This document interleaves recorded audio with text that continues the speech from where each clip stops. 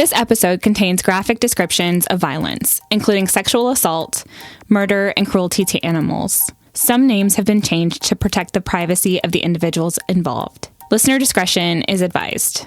Welcome to Buried Evidence, a true crime podcast. I'm your host, Katie. This is the story of serial killer Israel Keyes. Part 3, Israel. As we know, Israel Keyes was an American serial killer. His victim count is heavily debated, but according to the FBI, they believe it's likely he killed at least 11 people. Agents who investigated the case admit, though, his victim count could be much higher, but we will likely never know the true extent of his crimes because he was a very skilled and methodical killer who took great care to conceal his crimes. In fact, the only body of any of his victims that was ever successfully recovered was that of Samantha Koenig, and only because Keyes cooperated with investigators to assist in locating her body. Keyes sought control with every aspect of his crimes.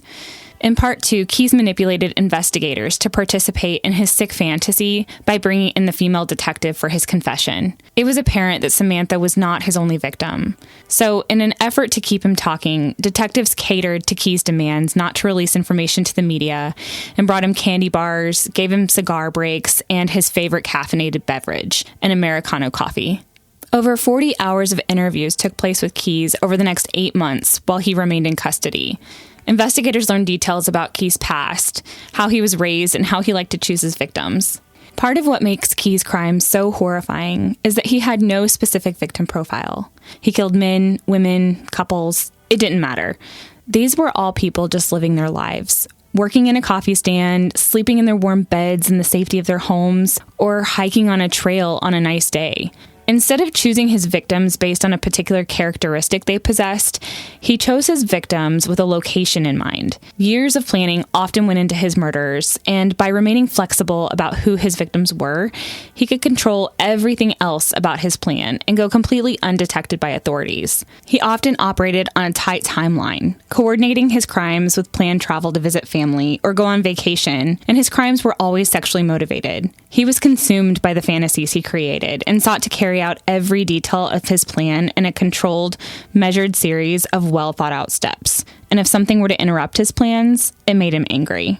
How would you identify a victim so that you would, try to decrease the chances that you'd be? Well, back when I was smart, I would do it. I would let them come to me. Just remote area, not. Kind of go to a remote area that's not anywhere near where you live, but that other people go to as well. You might not get exactly there's not much to choose from in a manner of speaking, but there's also no witnesses really. There's nobody else around, so. And then when they disappear, a lot of times nobody's really surprised because it happens all the time. See, that's the part I'm trying to... Marathon runner. It's a Mount Marathon guy? But what I'm trying to figure out, but if somebody's camping in a remote spot, someone's getting out there, they didn't come home. Right. So did you have other things you looked for in the victim? No, it was, it's just, you asking what type of people I would pick, or? Yeah, what type, or whether there was a way... I didn't really have a type. Okay. I had preference, but it wasn't... What's the preference? Well... lightweight. Is that because of attraction or because of disposal? Yeah, it's kind of makes it easier. Okay. But, it's not a deal breaker. Keyes was a meticulous planner, down to the smallest detail. This is illustrated with the weapons caches he buried in the woods years before returning to them. These were essentially kill kits made from 5-gallon Home Depot buckets. Keyes had a method for waterproofing the buckets and then filled them with things like guns, rope, cash, shovels, and Drano. He used the items to kill his victims, dispose of their bodies, and then leave the area with no paper trail to tie him back to the crime. Keyes always wore gloves, even when preparing the kill kits, because he was paranoid about leaving fingerprints or DNA behind. Keyes traveled extensively, and when he wasn't killing a victim, he was often varying these caches in a remote location, where they would stay until his next planned trip back to the area. One of the guns in that bucket there was already buried in Burlington, and the 40 cal that you already have was buried in Burlington with it, right down there by the Winooski. Why did you have the guns buried there? They were there from another trip a while back. I don't remember how. They were there for a few years. How do you bury the guns and make sure it's not going to happen as a case? It's going to be operable when we get back to it. Yeah.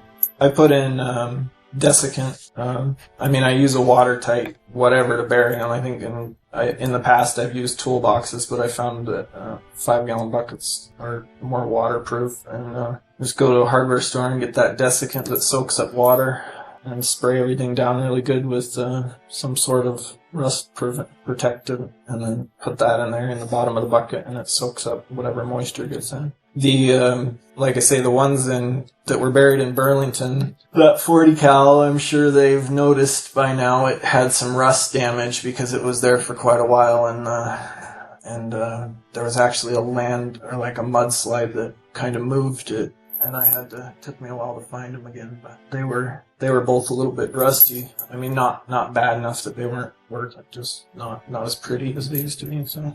And where did you have them buried in? Well, I can show you on the map, but they were right. They were only maybe 500 yards from the hotel I stayed at. I had stayed at that hotel before. Did you just memorize where these were? Did you document it anyway? No, it's just all in my head. What year did you stay in a hotel before? I don't remember. It was a few years ago. Why did you bury them there, and why had you left them for years in that location? Well, it was a good spot. Well, people, And I knew I would be back to that area, so. it's just that a lot of people don't do that, don't think of burying stuff, right? I mean, so that's Come on, everybody loves buried treasure. Yeah. Did you ever have any of your buried treasure found, No. by a random person? Or forget where you put it? Well, I'm sure eventually I'll forget. But you haven't yet. How many other of these weapons caches do you have? I tell you that, I'll never be able to use them again. I thought you told us you kind of had resigned yourself to that, huh? I don't know, maybe the apocalypse will hit. No, I was in the process of moving all the guns I had up here down to the States. So every time I flew down, whatever guns they don't like you driving through Canada with, that was basically the ones I was moving down to the States. And the ones that were in my car, when I got pulled over, those were going to be buried in somewhere. I was going to do it somewhere around the Grand Canyon because I wasn't anticipating going back to Texas anytime soon. So I was going to bury them somewhere further north to make them easier to get, or more likely that I would be back in that part of the country. Did you have any buried down there? Because I think somebody told us that there was. I was thinking about it, but I didn't really find any spots that I liked. So. As investigators continue to question Keyes, they slowly pull bits of information out of him about his past and other crimes. Keyes tells investigators about the first time he killed someone. I had already had the area picked out, but as far as I had a lot of areas picked out, I just had it set in my mind how it was going to happen, and I was determined that's the way it was going to happen that time. And once didn't really matter where. Like I say, I had several areas. It was kind of one of those things where the first time the opportunity came up. You were driving around, or were you camped out? Well, I don't know, I guess you'd say I was going through several different areas kind of thing. Did it go to plan then? Yeah. And the first time you were gonna strangle the girl. Is that what you did the second time? Strangle her? Yeah. Did you have a knife or a gun? Yeah. Did you use the knife with the gun? No. And it seems like you talked about tying the woman up. Tie this woman up? Yeah, they were talking. Was it one person? No, I'm just pointing out I never said it was a woman. The person was tied up. Yeah. Does that mean it was a man, or you just... No, I'm just pointing out. He's not willing to commit one way or the other? We're not going to catch you that easy, right? Oh, you already caught me. I already told you. We'll talk about it. For months after Keyes' arrest, many of the people in his life still couldn't believe he was capable of what he did. The side of Keyes the world saw was the devoted father and businessman who performed excellent work doing construction, often at a price well below his competitors. He had friends and was somewhat social. A detective working the case noted that one of his colleagues actually had work done on his house by Keyes. He was well-liked, and almost everyone who was asked about him said he was quiet but extremely nice. Even the people who were closest to him had a difficult time squaring the guy they all knew as Izzy with the information they were learning about who he really was. Like I say, it's not so much about money, or it's about a lot of things but they're all it's all stuff like internal in the way I think. I would do something and then I would go back like business as usual and go out with friends, go out to bars, talk to them, see people, and it was all like a mind game with me. That was all I needed. That was my adrenaline. That's where I got my kicks, I guess, was being able to live two different lives and have no one have a clue. And it became even more so when, even like when I was in Nia Bay and had a regular 9-to-5 job basically, and some of the guys I would work with, they'd like to talk shit about how dumb criminals are, and they would talk about this news story or that news story, and I rarely would talk about stuff, and I rarely would drink very much when I was hanging out with friends because I'd be afraid I'd start talking about stuff. So, but that's always how I got my kicks, I guess, was just being able to look at people while they were talking to me and thinking that, for all the years they've known me, they actually don't know me at all, really. And that's why I could go a relatively long time before, feeling like I had to, before getting bored, I guess, and doing something. I can't answer why Israel Keyes became a serial killer, but we can try to look at some of the circumstances that may have been contributing factors. When we examine Keyes' past, it's obvious to anyone with any sense that the way he was raised had a significant impact on how Keyes saw the world. To try to get an understanding of what may have contributed to Keyes becoming the cold-blooded rapist and killer that he was, I looked to his childhood for clues. While the details are sparse, what we do know about how Israel was raised is that it was far from a typical childhood. I want to make a distinction here about how a person is raised and caution my listeners against drawing logical conclusions about why someone becomes a serial killer. I am in no way saying that because someone has a difficult or strict religious upbringing, that this will cause them to become a ruthless killer. I mean, Israel had 9 siblings who were all raised the same way as him, and they didn't go on to commit murder. What I will say is that it's more likely he had it in him all along, but his upbringing may have shaped how he carried out his crimes and influenced how he saw the world and the value he placed on human life. Israel's parents, John and Heidi Keyes, were married on May 20th, 1975. And less than 3 years later, on January 7th, 1978, Heidi gave birth to Israel in Cove, Utah. He was the second of 10 kids and the oldest boy in the family. The family didn't have a lot of money. All of the Keyes children were homeschooled. They were extremely religious, and at the time of his birth were members of the Fundamentalist Church of Jesus Christ of Latter-day Saints. Throughout Keyes' childhood, his parents bounced from one extreme religious sect to another and were strict disciplinarians. In his adult years, Keyes diverged from the values that were instilled in him as a child, and will tell people close to him that he believed the religious organizations his family belonged to were like cults. Tammy, the mother of his daughter, told investigators that the relationship Keyes had with his parents was hot and cold, and said that due to his parents' religious beliefs, Keyes' decision to join the Army, his declaration that he was an atheist, and his relationship with Tammy, an indigenous woman, all caused issues between him and his family. Tammy acknowledged that despite their differences, Keyes had a good relationship with his father, who died unexpectedly in 2002. Friends of Keyes from Nia Bay and the Army told investigators that he was particularly close to 2 of his younger sisters. When Israel was a child, the Keyes family lived off the land. They had no running water and hunted for about 50% of the meat they ate.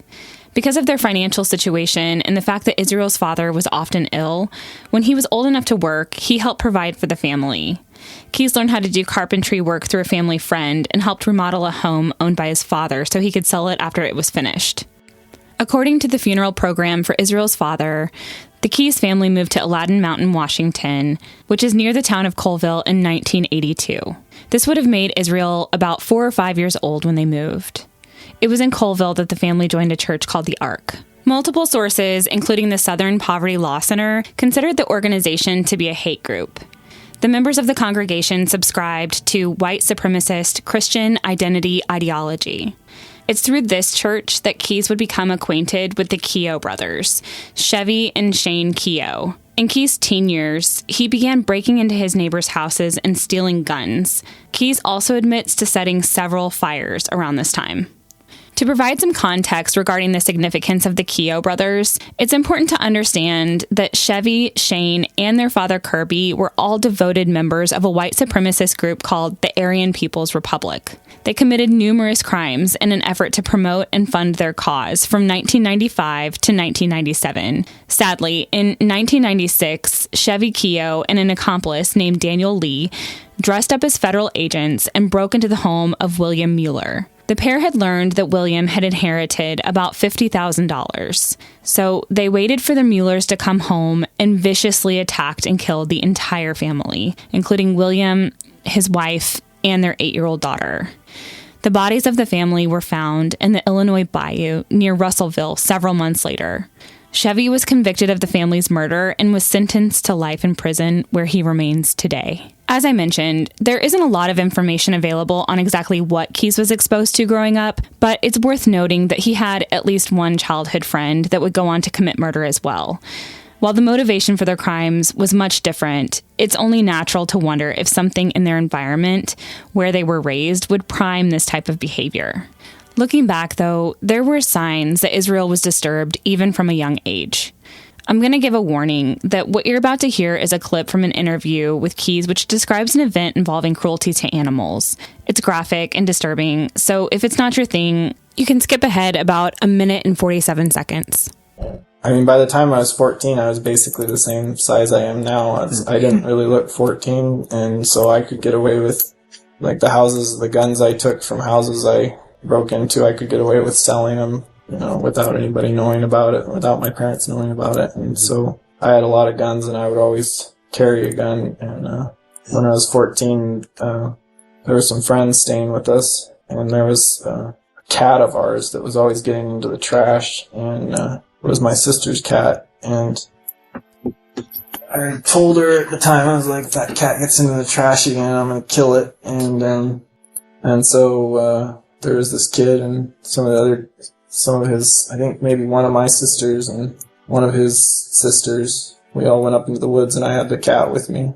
And took a piece of parachute cord and tied it to this tree. And the parachute cord was about 10 feet long, and I had a .22 revolver with me. And I shot it in the stomach, and it ran around and around the tree, and then crashed into the tree, and then started vomiting. And as soon as that, for me, I didn't really react. I mean, I actually kind of laughed a little, I think, because of the way it was running around the tree. But then I looked over at everybody else, and the kid who was about my age was with me. He was throwing up. He was really, I don't know, traumatized, I guess you would say. And he told his dad about it, and then of course his dad talked to my parents about it, and that was pretty much the last time anybody went in the woods with me. The incident with his sister's cat signaled to Keyes that his thoughts were unlike those of others, and that he should hide this part of himself. This was the beginning of an evolution in his thought process, and the beginning of his double life. This became a turning point for Keyes, and would influence how he carried out his crimes. Keyes struggled internally, torn between everything he was taught about religion and his violent thoughts, before he eventually evolved into the monster he became. He realized he didn't share the same religious views as his family and had issues with organized religion. But in his younger years, as he tried to work out for himself what he believed, he attributed his violent thoughts to Satan. He tells investigators that when he was a teenager, he thought of himself as being evil and had been prepared to carry out satanic rituals, but that rape and murder was always his primary goal.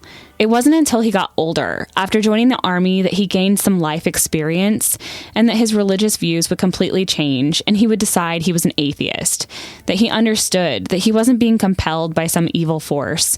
Rather, that was just who he was. And that's a big step, I would imagine, right? I mean, that was the big thing. Yeah. Yeah, I was convinced that I had it all figured out at the time. I was into a lot of weird stuff back then. I thought I was a Satanist and stuff, and had a lot different philosophy than I do now. So when you were 18? Yeah. So I thought I had a lot of stuff figured out, and then when it actually came time to do it, at the time, it was just, I just couldn't follow through with it on my part.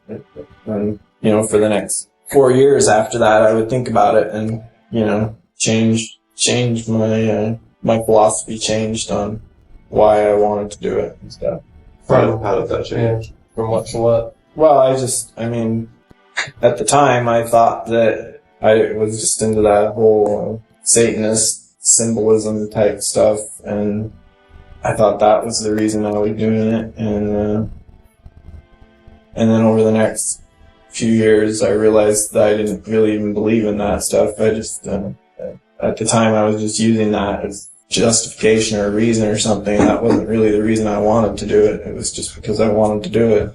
And then, so once I kind of came to terms with that there wasn't a higher power, if you will, that I was going to do it for. It was just something I wanted to do. That made it a lot easier. So you weren't doing it for the devil or Satan or... That's what but at the time, that stuff meant a lot to me, or I thought it did.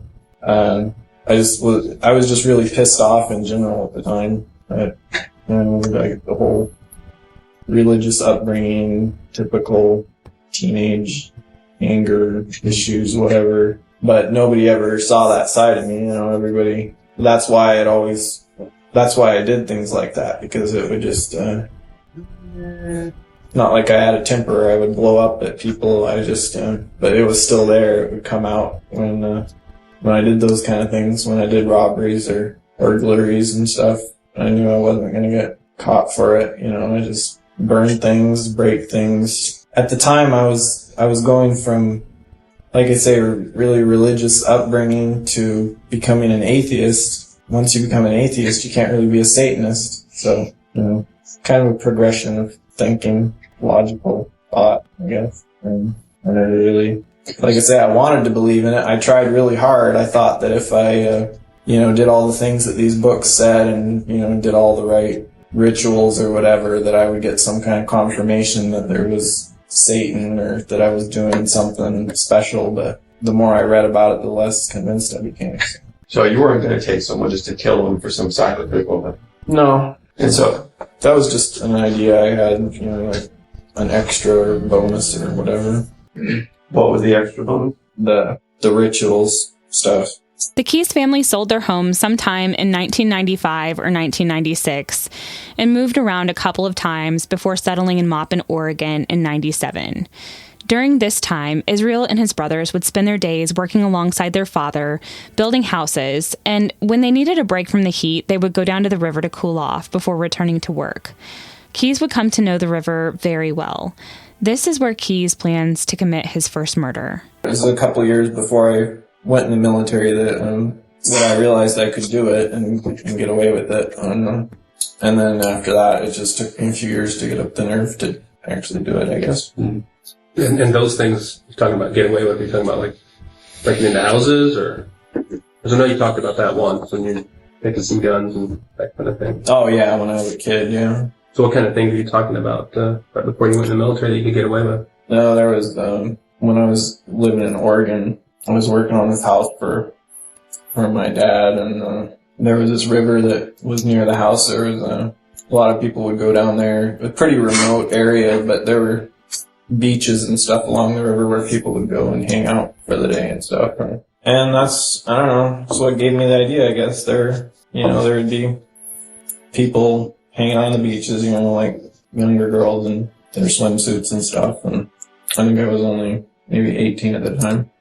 So did you get away with something there? Yeah. Never even got reported. I didn't, like I said, I didn't have the nerve to, take it to the next level, but in my mind, that's what I was gonna do. Mm-hmm. Is it a pretty remote area that you were in? Yeah. It's called the Deschutes River. It goes into the Columbia. It's like just a little town out in the middle of nowhere, but in the summertime, there were a lot of people who would go up there from Portland and stuff. And yeah, I've been to that area. What's the name of the towns there?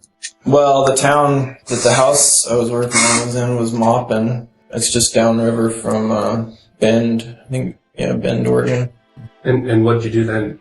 You said you thought about taking it to the next level, but you obviously did some level. Something you got away with them. Yeah. No, there were these, remote restrooms in these, just random little beach areas along the river. And, I took somebody to one of those, but I didn't kill her. What'd you do to her? It was one of those, bathrooms where the door you could lock from the inside, just like single restroom, and it was kind of late. So I knew nobody would be along, but I was pretty done at it. I lost my nerve. I didn't kill her. She was pretty scared. She was about my age, so I don't know. I guess I just decided not to. Not to kill her. Yeah. Did you sexually assault her? Yeah. I scared her pretty bad. I mean, I don't know. I guess maybe that's why I never read anything about it. Do you have a weapon? Yeah, I was mostly into knives at the time, but. How'd you get her to the bathroom? I guess I'm assuming you didn't know her. No, I didn't know her. She was out on the river, and it's like a river you can float down, like people would do it on inner tubes and stuff. And I was just hanging out. It's this more remote spot. She was like the last one in her group. And grabbed her and pulled her into the shore. She white, black, maybe? She was white. About your age? I don't know how old she was, but she could have been anywhere from, 14 to 18, I don't know. Did you have like conversation with her and stuff? Did you know her name or anything like that? No. Blonde, brunette? She was, like dirty blonde. And that didn't get reported? I don't know. I never read anything. I was pretty freaked out afterwards. I was sure that I was going to get in trouble or, I don't know, just paranoid. You didn't hear about it getting reported or anything? No, I remember it was like a week after that I kept going and checking like all the newspapers and stuff. I wasn't into computers or anything at the time. But I never read anything about it. When you were 18? Yeah, 18 or 19. Was that the first time you sexually assaulted somebody? Yeah. Depends what your definition is. Was that the first time you had sex with somebody against their will? No, but that was the first time I took it to that level and like had someone tied up, like was ready to actually do that. Yeah. Where'd that go? I had it all planned out. It was, that was my intention. It was to rape her and kill her. Yeah, it was a small bathroom. Didn't get used very much. They probably only cleaned it out maybe once a year or something, so. Permanent type bathroom or rent-a-can type bathroom? Like a permanent, like the ones you see at Forest Service campground with a big concrete tank under them. So you say they only cleaned it once a year. What was that? I mean, you knew that going into it. Yeah, I knew about them. I knew how they worked. And what were your thoughts? Well, that's why I picked, after I killed whoever, I was waiting for someone who was pretty small because I was going to dump them down in the tank. And it was a really dark tank. They probably wouldn't have been found for a year or something. Did you visit that bathroom beforehand? You talked about? Oh yeah, I knew that whole river. We used to go down there. So what do you think stopped you from taking it to that level? She was just really scared and kept saying she wasn't going to tell anybody. And yeah, I don't know. I almost did. Had you thought about how you were going to do it if you did it? Yeah, I was going to strangle her. Do you remember anything that she said to you that stuck in your mind? She just, I knew what she was doing. She was trying to make it seem like it wasn't a big deal and like she was okay with it. And, she was pretty smart. Because it worked. Kind of put me more at ease and, things never got really violent like they could have if she had been fighting me or something. Did you know that then, or do you know that now in hindsight based on... No, I knew what she was doing at the time. I knew, she was talking to me and telling me, saying, oh, you're a good-looking guy, why are you, you don't have to do this. I probably would have even gone out with you and all this stuff. And, I just kept telling her to shut up and she wouldn't, she just kept talking to me. So I guess it kind of... She was able to personalize it a little bit? Huh? She was able to personalize it or something to where you... Yeah, I don't know. I just, the main thing is I just lost my nerve right at the end. Because that never stopped me after that. People would always talk to me and never So what do you think changed that? Is she the only person that didn't kill after that? After something like that? Yeah, well, I mean, she was the first one that, I don't know, if she had reported, maybe she did report it, I don't know. Like I say, she wasn't fighting, so I don't know if and I used a condom, so I don't know if there would have been, anybody would have believed her if she did. I don't know. I never heard anything about it. If I had heard about it, it definitely would have made me, for years after that, for like 2 years after that, I kept telling myself I should have killed her, and like really beat myself up about that I got, and so that's that why I chickened out and kind of felt like I screwed it up. You didn't make that mistake again. Well, So, kind of. yeah, not on that level. You said she was part of a group. She was the last. I thought you said she was the last one. Yeah, there was like, I don't know, four or five of them. Like her friends that she was with. Yeah. So was she separated from them already, or did you separate her from her She friends? was, the river was pretty fast in that area, and the beach where I was it was kind of like on a dog leg of the river, so once you went around it, you couldn't really see it. It was, her friends went around the corner, and I just jumped out of the bushes and grabbed her. What'd you do when you finished then? What happened to her? I just told her to, get back on her tube and go down the river. Let's go. Like I say, it was pretty fast, so I'm sure her friends were wondering why she was so far behind, but... How long do you think that she was away from her friend? Well, probably like an hour, half hour to an hour. I don't know. I would think they would have been very... I'm sure they'd made it. It was a long river run. It was, I forget how long it took. It seems like it took... Most people, it seems like it took them maybe an hour or two to tube down if you were on the inner tube. In other words, to the takeout. They couldn't stop her Right. and go back once Right. they started. There were only Okay. a couple places where you could put in at and then pull out at. And then there were these beaches along the way where you could stop, but not everybody did. So. Did you ever tied up? Yeah. Where'd you learn how to do all the knots and all that kind of stuff? No, it's just... Just on your own? Yeah. I read a lot of books. But you used it mostly for like rigging and stuff when you're constructing or working, or? No. So you never had that happen? I never did that, no. But like, that girl was... That's why, like I say, I probably would have choked her just because I was afraid of getting caught, but I had like all the knives and stuff with me. To do what?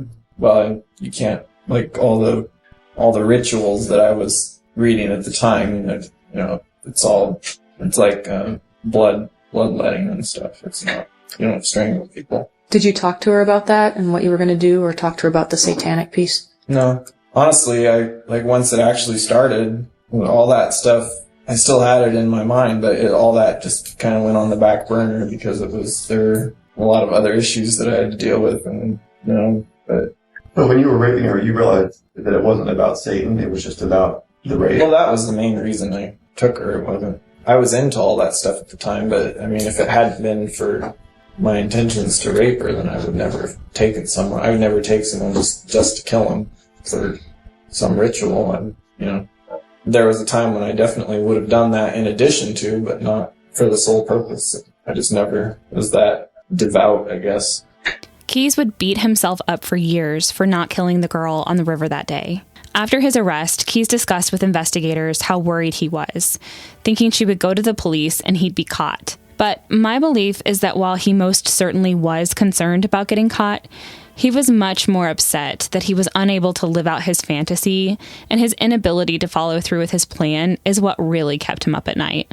The following year, when he was 20 years old, Keyes obtained a Social Security card and got a driver's license so he could join the Army. He served a 4-year term and was honorably discharged in July of 2001. Keyes was in the infantry unit and would be deployed to Egypt for a portion of his military career. Until this time in his life, he hadn't been much of a drinker or done any drugs, but he was arrested for DUI while in the Army and lost his driver's license. This was the only time Keyes had ever been caught doing something illegal until his arrest in Texas after killing Samantha Koenig. According to Keyes, he was either too busy or under too much supervision to murder anyone while enlisted in the military, But he does admit to an incident that was likely a sexual assault of a woman while he was in Egypt. There was a prostitute in Tel Aviv. I didn't let her out of the room for a while, and she tried to kick me when I finally decided to let her out, and my buddies got really mad at me and got all freaked out because she was employed by the Russian mob over there, and they had been calling her phone the whole time, and I guess they were banging on all my buddies' doors trying to find out which room she was in, and they got really pissed off at me because, because those guys were serious. There were like these two really big guys who were looking for her, and she was pissed off at me for other reasons. So yeah, so they knew I had issues, and and then when the branding and stuff started, I got threatened with write-ups and stuff because some of the COs found out about it. For the most part, I was like a model soldier, just not stuff that I would do when we were in our off time. Like Egypt I thought I could get away with it over there because, I did. I got away with it, but there were some close calls, like I said, where things could have got really out of hand really quick. And so, when we got back to Washington, a lot of the guys in my squad didn't want to hang out with me if it was like in a social situation because they didn't know what to expect. They just thought I was weird. That was the main thing. Investigators tracked down and interviewed several of Key's Army buddies. One of them repeated to investigators this story. They said that while in Egypt, Keyes was involved with a sex worker while on R&R. The bus had dropped them off at a hotel, and a few of the guys rented a suite on the 6th floor. The woman was in the room with Keyes for about a half hour and came storming out of the room. She was trying to leave and close the door behind her, but Keyes was trying to keep the door open to pay her. The woman kicked at Keyes, and he let her go. When asked by the other soldiers why she would want to leave without even wanting to be paid, Keyes refused to talk about what happened. I don't know, after that happened in Tel Aviv, I just got really careful and decided for one thing that I wasn't going to do anything when I was in the Army because they always had tabs on me. They always knew where I was, and they always knew, like, my buddies were, if we were in Tel Aviv or Eilat or, somewhere in Israel, my buddies were usually just right around the corner, and then it was pretty much the same thing when I was in Washington. When I was stationed in Washington, I had my own truck and stuff, and I would go to Eastern Washington sometimes, but for the most part, they always knew where I was, and I just realized I had to kind of chill out and not do anything. Plus, I had knives and stuff, but all my guns I kept stored off base because you weren't supposed to have guns in your room when I was in the Army. So yeah, I don't know. For the most part, when I was in the Army, I got in less trouble when I was in the Army than pretty much any other time. Mm-hmm.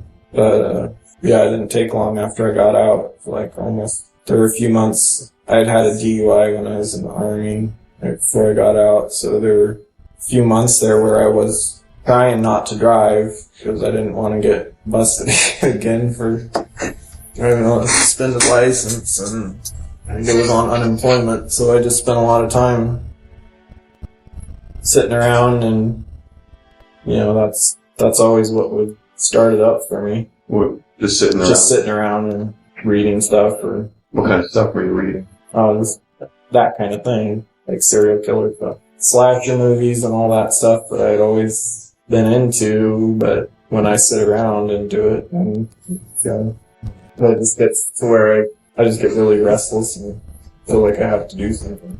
So how long? Hence the branding. The branding works for a while. How long until you got out of the Army? How long after that did you left? Oh, not very long. It's difficult to say whether he was truthful with investigators or not, but no victims have ever been tied to Keyes while he was enlisted in the military. Out of respect for their privacy, I've changed some of the names of the people who knew Keyes, particularly the men he served in the military with. Keyes described his platoon as a group of misfits that were some of the worst soldiers in the Army. However, Keyes himself was described by the men he served with as a model soldier. In fact, one of them actually called him a super soldier. And when the FBI wanted to interview him, he thought it was to provide them with a reference for a job. As I read through the notes from the interviews with several of the soldiers Keyes served with, I began to get a sense of what Keyes was like when he was in the Army. He was young when he joined, just 20 years old, and to most of the guys in his platoon, he was an awkward, inexperienced guy who seemed to just want to fit in. They assumed he was a virgin who had never even drank before. He was described as a bit of a follower who was easily goaded into doing things. He wasn't an introvert or an extrovert. He was just kind of an oddball. He's on his own for the first time, experiencing the world outside of the bubble he was raised in, trying to figure out his identity. Growing up, he didn't watch TV or listen to mainstream music, so this was his first experience with things of that nature. He enjoyed playing video games, watching the Bill O'Reilly show, and even became a fan of NFL football. He drank often with his Army buddies and developed a few close friendships. When Keyes gave investigators his line about no one knowing who he really was, he had one exception to this, and that was a few of his Army buddies. A former soldier investigators spoke to who served with Keyes, we will call him Evan, said that Keyes liked to brag about hurting animals. He and another soldier repeated to investigators the same story Keyes told about the cat he shot in the woods when he was a kid. I got the sense while reading the interview notes that some of the things Keyes did to animals really bothered Evan in hindsight. He said that Keyes would seek out animals with the sole purpose of hurting them. For example, Keyes would put 2 scorpions into an ammo can so that one would kill the other. Evan also said that Keyes had bragged that the best way to kill a goat was to hit it with a baseball bat and watch its brains come out of its nose. The goat would be dead, but would still be standing. Keyes thought this was hilarious. Another soldier, who we will call Andy, described Keyes as a good guy, not mean ever. He said he was a jack of all trades who was quiet and responsible. He recalled that Keyes was an atheist, but that he was able to quote the Bible. Keyes would debate others who believed in God and thought the Bible was ridiculous. He took a hard stance against religion. He also said Keyes was a person without empathy for others. He didn't care if something bad happened to someone else. He recalled when a fellow soldier was in a motorcycle accident and had broken his neck. Keyes just didn't care. And finally, investigators caught up with a man I'm calling Paul. Paul seemed to be the only person to know the real Israel Keyes. The pair were obviously very close, but at the time of the interview, they hadn't spoken in about 8 years. Keyes would call Paul now and again in the years after he left the military, late in the night, while intoxicated. But Paul's girlfriend would usually answer the phone and hang up on him. When agents asked Paul if he was surprised to hear that Keyes was arrested for kidnapping and murder, he told them he was surprised Keyes went through with his plans and then was caught. He thought he was smarter than that. They had discussed how easy it would be to rob banks, noting that Keyes thought that if he struck the right places at the right time, he was confident he could get away with it. They also discussed Keyes' plans to kidnap people and hold them for ransom on a mass scale. Keyes told Paul that he knew he could never give anyone back to their families alive, that he'd have to kill anyone he took because he couldn't risk them being able to recognize him. Near the end of Keyes' term in the Army, he found out that his girlfriend Tammy was pregnant with their daughter.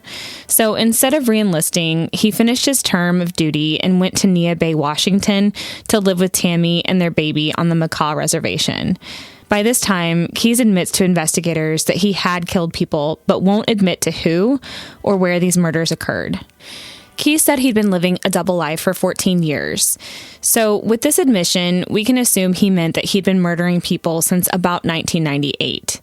Keyes tells investigators that he didn't kill anyone while in the military, but if that's true, when did he kill his first victim?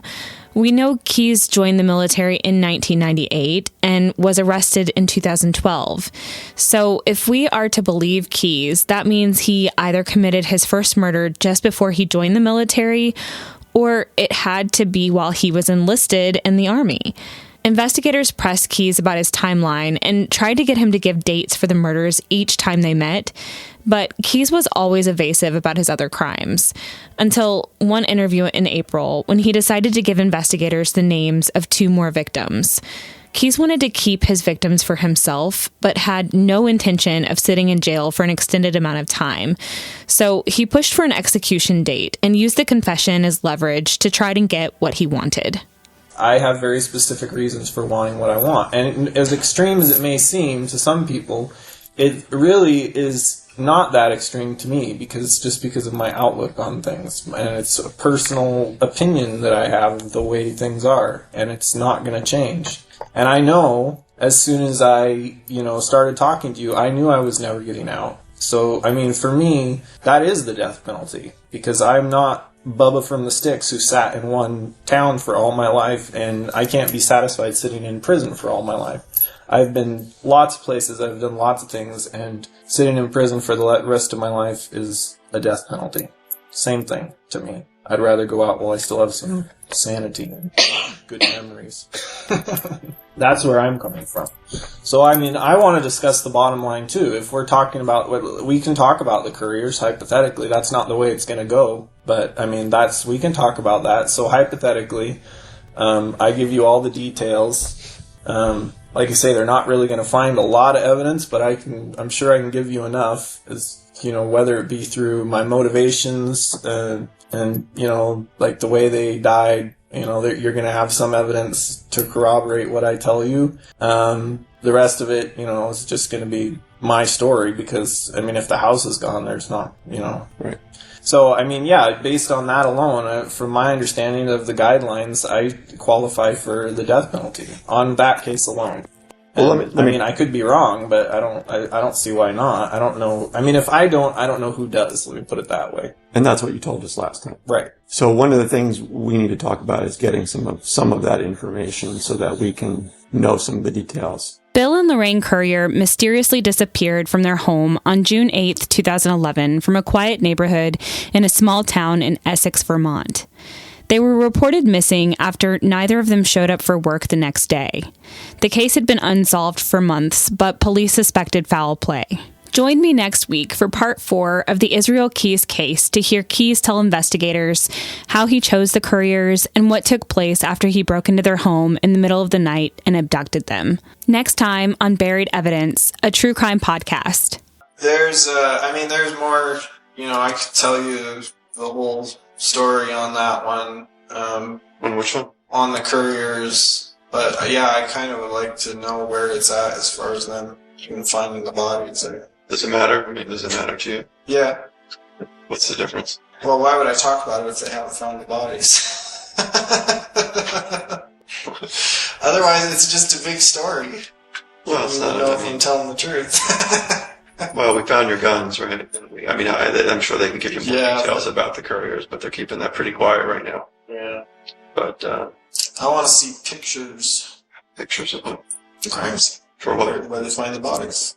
Oh, explain that just so I know what you're talking about. I want to see the pictures. What they find. Of the bodies? Yeah. Why do you want to see them? So I know that you found them. Thank you for listening to Buried Evidence. If you have enjoyed this show and want to show your support, please share it with a friend, neighbor, or any other true crime enthusiast that you think would enjoy it too. And if you really like it, leave a 5-star review and subscribe to get notified when new episodes are available. We'll see you next week with part 4 of the Israel Keyes case.